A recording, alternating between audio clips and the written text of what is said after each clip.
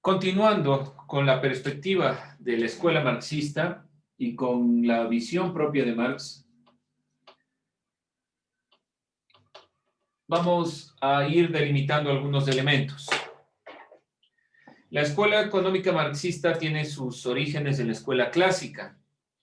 Antes de tratar la idea de valor, trabajo, la escuela marxista de economía conviene revisar planteamientos que ya hemos nosotros puntualizado, el concepto de alienación, el concepto de lo que es propiamente la burguesía, el proletariado, y otro elemento que vamos nosotros a puntualizar el día de hoy, el concepto de lucha de clases.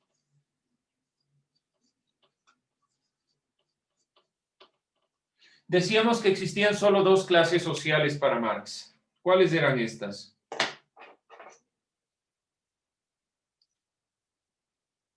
La burguesía y el proletariado. Ya, muy bien. Burguesía y proletariado. ¿Cómo funciona la lucha de clases? Como concepto, para Marx, directamente una vez establecida la relación de producción, no se olviden que la producción está alienada porque el trabajo no permite que el ser humano se desarrolle realmente, la clase dominante inmoviliza el sistema a fin de mantener el control. Las condiciones de innovación de la fuerza de producción crecen constantemente. ¿Qué quiere decir principalmente esta perspectiva? Que la lucha de clases está determinada desde la burguesía, donde el burgués, que es el dueño de los medios de producción, en general de la producción, determina realmente hasta qué punto puede llegarse a esta consideración del trabajo. Las relaciones de producción intentan frenar el desarrollo de las fuerzas de producción en aumento, según Marx. La tensión entre las fuerzas de la producción y las relaciones de la producción pueden dar lugar a la lucha de clases, que es propiamente la lucha de clases, la revolución. Como son los burgueses los que determinan el trabajo y le dan énfasis sobre todo a la industria y a la tecnificación, es decir, a todo tipo de innovación, el proletariado está fuera de esta perspectiva. Estas fuerzas de producción y la relación de la producción, que la fuerza de producción es la capacidad de producir, y la relación de la producción, cómo se produce a través de estos elementos, puede generar una lucha de clases sociales. Esta relación entre burguesía y proletariado genera la lucha propiamente de la clase social. Las relaciones de la producción intentan frenar el desarrollo de las fuerzas de producción. ¿Qué quiere decir? Definitivamente, los proletariados aumentan,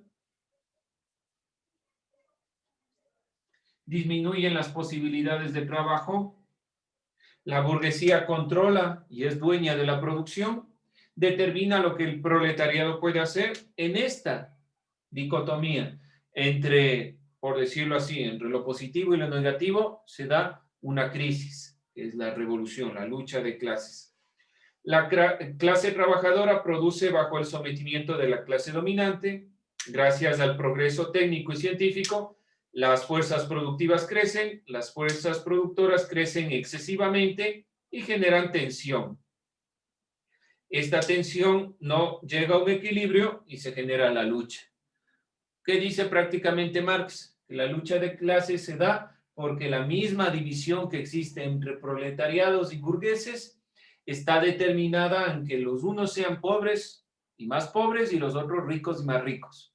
Cuando se genera esta producción en masa, tenemos mucho más producto y este producto comienza a generar desequilibrio, más desempleo, más producto, más diferentes elementos y se da históricamente la lucha de clases. También algunos conceptos que nos permiten comprender las sociedades antiguas y modernas analizadas por Marx son, en sus palabras, sociedades de clases. Por lo tanto, el punto central en el que se va a fundamentar para que se dé la lucha de clases es justamente entender las clases. Dice Marx, como ha estudiado todo el ámbito de las sociedades, no solo las suyas, sino las antiguas también, dice, todas las sociedades tienen un criterio, tienen clases sociales, pero todas esas clases sociales se pueden delimitar en dos. No es que existían, por ejemplo, los nobles, los sacerdotes y el pueblo, sino que todos son o el proletariado o los ricos en sus diferentes conformaciones. Dichas sociedades, ciertas personas, en virtud de su posición social, terminan por adueñarse de toda la producción, todos los medios, la tierra, para someter a los demás. Los trabajadores, en su parte, debido a que únicamente poseen la fuerza de trabajo, entonces, ¿qué posee un proletariado? El proletariado en general, fuerza de trabajo. Y los burgueses tienen todo lo demás, principalmente dueños de la producción, y son dueños de los elementos que les permiten a los trabajadores generar ese proceso. Podemos decir dueños de la producción y principalmente dueños de los medios de producción. ¿Qué entendemos por medios de producción? Directamente entendemos los elementos que modifican la naturaleza, los elementos por los cuales nosotros transformamos la naturaleza. Para Marx, el capitalismo, a diferencia de modos de producción previos, es un sistema basado en la independencia personal, en los mercados, en el libre competencia, lo que hablábamos anteriormente. ¿Y dónde está determinado propiamente la alienación para el proletario? Está alienado en su trabajo. ¿Por qué? Aquí concluyendo esta perspectiva. Trabajo. O pongámoslo desde acá. Decimos que lo único que posee el proletariado es su fuerza de trabajo. Por lo tanto, si lo único que posee es su fuerza de trabajo, por esta razón estará alienado porque su trabajo definitivamente no le va a pertenecer. Puede ser aparentemente. ¿A qué me refiero? Cuando nosotros vamos a trabajar en cualquier sitio que sea, nosotros decimos, yo estoy trabajando, qué sé yo, hago camisetas. Esas camisetas las trabajo yo. Pero si yo trabajo para un empresario, realizo las camisetas para ese dueño de la empresa, que definitivamente me va a pagar un sueldo. Esta fuerza de trabajo se ve determinada por el sueldo. Pero este sueldo no corresponde a la cantidad de trabajo que yo realizo. Por lo tanto, mi fuerza de trabajo está alienada. Y que en definitiva el sueldo solo es una parte de lo que realmente ganan los que son dueños de los medios de producción. A eso se refiere con alienación, haciendo referencia al término que nosotros ya revisamos el día anterior. Los conceptos de Marx en sí mismos no son complicados. En la utilización y en la aplicación es cuando Marx va generando complicaciones, porque Marx utiliza la misma metodología que Platón, la dialéctica, y la misma que su maestro, principalmente Hegel, donde ve lo positivo, lo negativo y genera una síntesis. Por eso habla de lucha de clases. ¿Cuál es la parte positiva, negativa? Es decir, aquí la contraparte, un antagónico, y de ese debe generarse una lucha. Marx, dentro de su ideología, afirma que las ideas de las personas no dependen de su voluntad, sino son consecuencia de una estructura social. Nuevamente habla de clases. Marx es aquel que dijo que la religión es el opio de los pueblos, que tiene sometido al pueblo dentro de la perspectiva de que hagan lo que los grupos poderosos quieren para ellos. Por lo tanto, existe una superestructura donde está la ciencia, el arte, la cultura. Pero ¿quién sostiene esa superestructura? El proletariado. ¿Sí? Sigue hablando de clases, sigue refiriéndose a estas clases. De entre todos los aportes clásicos de Marx, particularmente tiene relevancia en cuestiones económicas, porque estos son ámbitos filosóficos y sociológicos. Lucha de clases es lo que se ha venido introduciendo dentro de la mentalidad de América Latina desde que se introdujo esta perspectiva, la lucha de clases sociales, la clase proletaria que debe luchar frente al burgués, que debemos tener un trabajo justo. Deben haber escuchado mucho esto: el trabajo justo, equitativo, un sueldo estable. Todo eso es propio del marxismo. Esta incursión, por ejemplo, de un sueldo básico. ¿Por qué razón se da esto de un sueldo básico en ciertos países? Porque el sueldo básico habla de un trabajo que no puede ser menor en sueldo, que el sueldo es la relación con su trabajo, menor a la canasta básica, por decirlo de alguna forma. ¿Qué significa? Que están dentro de esta misma sintonía, dentro de la misma perspectiva de que el proletariado invierte su fuerza de trabajo y debe ganar un sueldo que no sea alienado, que sea un sueldo equitativo a su fuerza de trabajo. Aquí podemos ser críticos. ¿Realmente el sueldo básico conforma una canasta básica, por ejemplo, en el Ecuador? ¿Podemos decir que ese sueldo básico de $400 realmente es equitativo a la fuerza de trabajo? Yo creo que no. O sea, nosotros trabajamos en general mucho más de lo que equitativamente el sueldo plantea. Seguimos dentro de esta alienación. La alienación, dentro de la perspectiva de Marx, tiene un lado positivo y un lado negativo. El lado negativo es en cuanto al sueldo. Pero Marx dice: no podemos dejar de ser alienados. O sea, no podemos salir de la alienación. Porque, por ejemplo, ¿qué es este marcador? ¿Qué es esta herramienta? ¿Qué es este borrador? Son representaciones o modificaciones de la naturaleza. No es propiamente la naturaleza.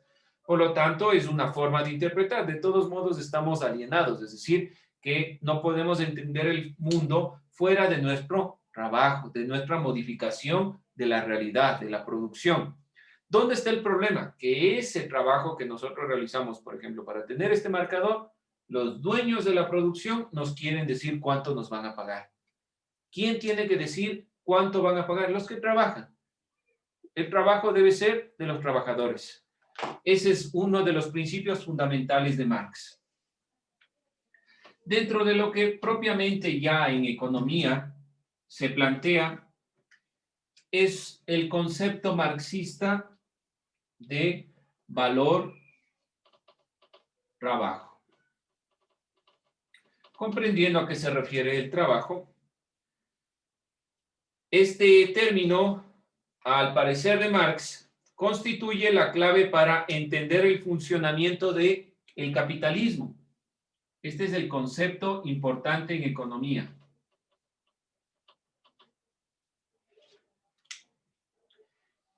Marx denuncia la explotación que se lleva a cabo en el propio núcleo de la economía capitalista.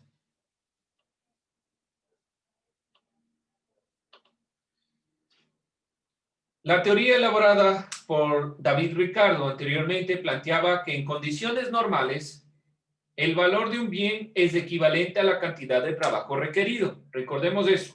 Ricardo decía que un bien es equivalente a la cantidad de trabajo requerido para su producción. Por tanto, el precio de un bien se deriva de su valor, el cual radica en el trabajo. ¿Cómo determinábamos, según Ricardo, lo que es o cómo sacamos el precio de un bien? Está determinado por el valor que le damos. Y este valor que le damos está relacionado con el trabajo. No se olviden eso. Y en cuestiones netamente económicas. Según Ricardo, esto constituye el criterio válido para el intercambio de bienes. Yo le pongo un precio, ese precio determina prácticamente el valor, pero que está determinado por el trabajo. Yo me demoro tanto para hacer este marcador tiene un precio, le doy un valor, Y eso determina un equilibrio. Me van a pagar a mí conforme a lo que he trabajado. Supuestamente, eso decían los teóricos clásicos. Marx reconoce la deuda que mantiene Ricardo con el resto de los economistas. Criticó duramente varios de sus planteamientos.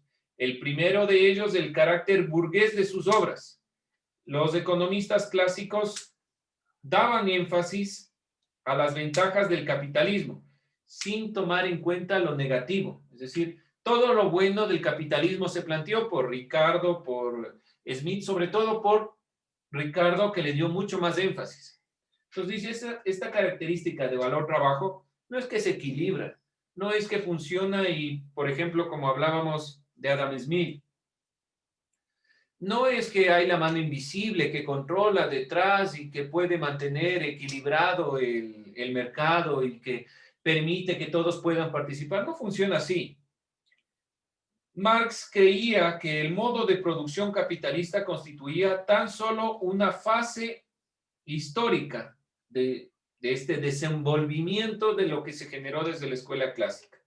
La idea misma de las leyes económicas naturales del capitalismo resultaba problemático. Al igual que Ricardo, para Marx, el valor añadido total de una sociedad productora de mercancías es el tiempo de trabajo total empleado por el conjunto de dicha sociedad. Entonces hay una relación directa entre el valor y el trabajo. Por lo menos hasta ahí hay un acuerdo entre las perspectivas de lo que se dice entre Ricardo y Marx. Hay una relación directa entre el valor que se le da y el trabajo en tiempo. Aquí no se olviden que esto es tiempo. Nuevamente en el ejemplo. ¿Cuánto me demoro en hacer este marcador? Determinará cuánto valor le doy y eso determina el precio. Para Ricardo esto se equilibra y el trabajador gana en función de lo que está en tiempo haciendo. En la realidad no funciona así. En la realidad, Marx va determinando que el valor que se le da depende directamente del burgués, no del tiempo que el trabajador le ha tomado hacer algo. Y más aún, si se instaura aquí, por ejemplo, el término o la perspectiva de la maquinaria. ¿Qué pasa cuando la máquina se introduce? El tiempo disminuye. Y si nos basamos en esto, ¿qué va a pasar? Si yo tengo una máquina, tengo un trabajador y se demora la mitad de tiempo con la máquina, entonces le voy a pagar la mitad de dinero que le pagaba antes. Bajo la perspectiva de Ricardo es peligroso lo que está diciendo, porque no se estabiliza, sino que genera más problemas. Por lo tanto, la consideración de valor trabajo hay que determinarlo dentro del carácter histórico, de este materialismo histórico que habla Marx, donde uno de los puntos principales es la primera revolución industrial. ¿Por qué razón? Como les digo,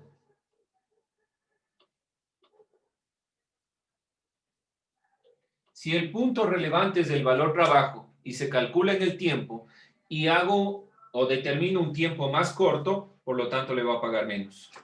Así de fácil y sencillo puede funcionar esta perspectiva.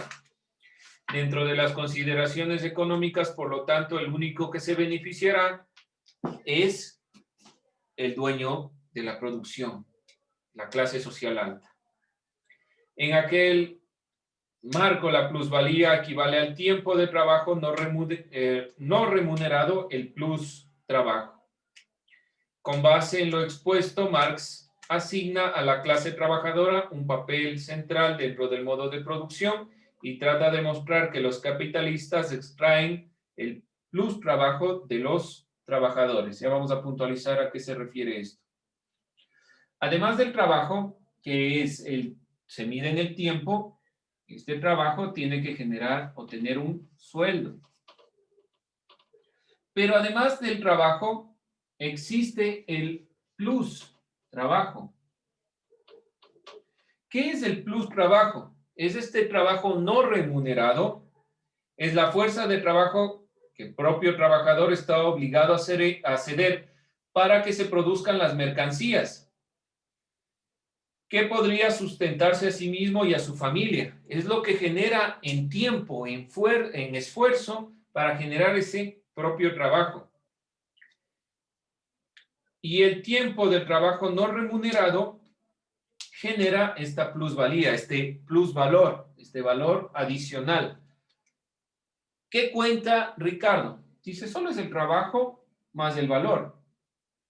¿Sí? Es decir, el tiempo que el trabajador se demora, poniéndolo en el caso que yo les decía del Ecuador.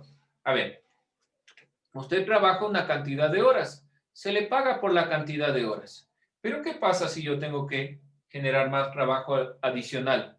¿Qué pasa si yo invierto todo mi tiempo solo en el trabajo y no lo invierto dentro de mi hogar, dentro de mi familia? Va generándose un desbalance. Además, ¿qué pasa dentro de las consideraciones actuales? Hablando de plus trabajo. No se olviden, plus trabajo es el trabajo no remunerado. Digámoslo así, un trabajador tiene sus horas fijas de trabajo. En estas épocas no existía ni eso, trabajaba todo el tiempo. Tiene sus horas fijas de trabajo, por poner un ejemplo. Tiene 8 horas de trabajo. Pero el momento que llega a su hogar, sigue trabajando, porque tiene que presentar una u otra cosa. Ese plus trabajo, ese trabajo no remunerado, ¿a quién le beneficia? Directamente solo al de la clase social alta, al dueño del capital. Por lo tanto, dice Marx, el capitalismo no se da cuenta de este plus trabajo. En el sistema capitalista, aquellos que se apropian del plus trabajo de otras personas no toman en cuenta ese adicional. Por lo tanto, como no está trabajando, no está en el tiempo de trabajo, no se remunera, no tiene sueldo, y además de no generar sueldo, no genera mayores ganancias para el trabajador, pero sí genera ganancias para el dueño. Algo que Marx se da cuenta. Dice, a ver, si dentro de este proceso los trabajadores no ganan directamente por lo que hacen, sino solo por el tiempo en el que trabajan, entonces se está llevando una ganancia superior el dueño del capital. Con eso vamos a cerrar la perspectiva de Marx. No se olviden que es una perspectiva altamente crítica. Me falta todavía subirles el manifiesto del Partido Comunista, ya lo subiré para que lo puedan revisar. La siguiente clase vamos a estar revisando el tema que se refiere a la escuela neoclásica y la crítica que hay ya a este modelo. ¿Por qué es importante que ustedes entiendan esto? Finalmente estaremos viendo Primera Guerra Mundial, Segunda Guerra Mundial, Guerra Fría, donde la Guerra Fría, el punto principal fue comunistas capitalistas. Hasta ahora, ¿cuál es la crítica, por ejemplo, de Estados Unidos a Corea del Norte? Más allá de que tengan bombas atómicas o no, que son del lado comunista. La crítica del siglo XX o las perspectivas de lucha del siglo XX, guerra de Vietnam contra el Vietcong, es principalmente basado en estos argumentos marxistas. Dense cuenta la crítica que hay detrás. Pueden tomar posturas, es decir, yo puedo ser de este lado o de este otro lado, pero siempre críticos. ¿Dudas, preguntas, inquietudes sobre Marx? ¿Queda claro? No se olviden qué época está hablando Marx. Siglo XIX principalmente. Eso no olvidarse. Procesos históricos que están interrelacionados, siglo XIX en el Ecuador. Marx es un pensador específicamente de esta época y puntualmente, a ver, la fecha de Marx, 1818-1883. Todo siglo XIX. ¿Qué procesos están dando en el Ecuador, en el mundo en general? No se olviden, las independencias en América Latina estarán influenciadas directamente por posturas de este tipo. La ilustración también es muy importante, es decir, el otro lado, los liberales también son importantes. Dentro del proceso de Marx se comenzará a dar, sobre todo siglo XX en América Latina, una inserción fuerte del pensamiento marxista. Independencia cubana, revoluciones de todo este estilo en América Latina, la lucha por los derechos. Acuérdense, la lucha indígena de principios del siglo XX, ¿por qué lado está tomada? Desde el marxismo. Así que no se olviden relacionar estos elementos con los procesos. A América Latina llega posteriormente el marxismo, sobre todo en el siglo XX. En el siglo XIX, principalmente nosotros de la independencia hablamos de la ilustración, del liberalismo, de la libertad, del libre pensamiento. Pero ¿dónde se genera la ruptura? En América Latina y el Ecuador. Cuando aquellos que generaron la independencia son los mismos que eran los terratenientes. Entonces América Latina dice, no podemos seguir con el mismo sistema. ¿Por qué razón?